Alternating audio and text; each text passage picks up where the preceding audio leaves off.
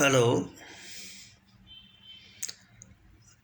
અત્યાર સુધીના મારા વિડીયોઝમાં મેં ઇન્સ્યોરન્સ, હેલ્થ અને અન્ય વિષયો પર વાત કરેલી. આજે આપણી પૌરાણિક કથાઓ એટલે કે માઇથોલોજી વિશે થોડી વાત કરીએ. ઘણી વખત ધર્મની વાત થતી હોય ત્યારે ઘણા લોકો પોતાનું ધાર્મિક જ્ઞાન પ્રગટ કરતા હોય છે કે એમને કેટલું નોલેજ છે. પણ જ્યારે હું એમને એક સવાલ પૂછું છું કે વેદવ્યાસના પિતા કોણ હતા, ત્યારે ઘણા ખરા લોકો પાસે એનો જવાબ નથી હોતો. તો ચાલો આજે આપણે વેદવ્યાસના પિતા, એના પિતા અને એના પિતા એ 4 પેઢીની આપણે વાત કરીએ.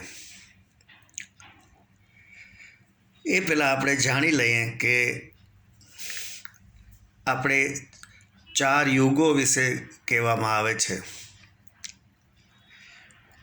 ઘણી વખત કેબીસીમાં ફાસ્ટેસ્ટ ફિંગર ફર્સ્ટમાં પૂછાય કે हमारे इन 4 युगों को पहले से बाद में आने वाले क्रम में बताइए.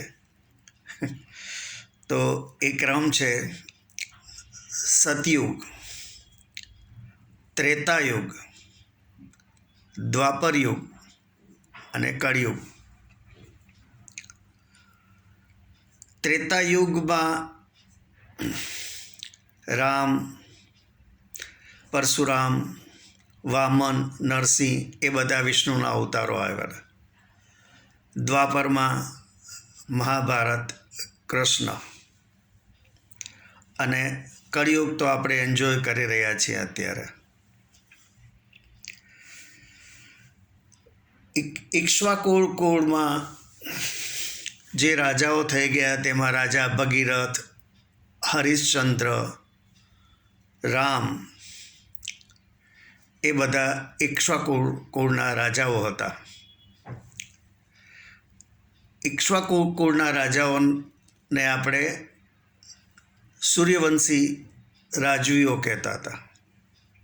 તે લોકોના ગુરુ હતા ગુરુ વશિષ્ઠ. વશિષ્ઠ ઋષિ એ એમના ગુરુ હતા. રામાયણમાં આપણે ગુરુ વશિષ્ઠની ભૂમિકા જોઈએ છીએ. ગુરુ વશિષ્ઠના પુત્રનું નામ હતું શક્તિ અને શક્તિ મુનિના પુત્રનું નામ હતું પરાશર મુનિ. અને પરાશર મુનિ અને સત્યવતીના પુત્ર એટલે મહાભારતના રચયિતા વેદવ્યાસ. આમ આ 4 પેઢી રામાયણથી માંડીને મહાભારતમાં સંકળાયેલી છે.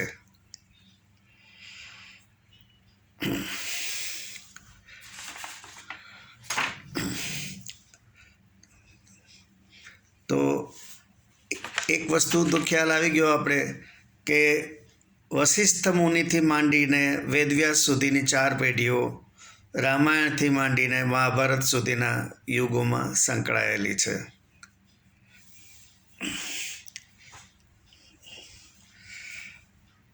આશા રાખું છું કે આ નાનકડો વિડીયો આપને માહિતીગાર લાગ્યો હશે અને આપને પસંદ આવ્યો હશે.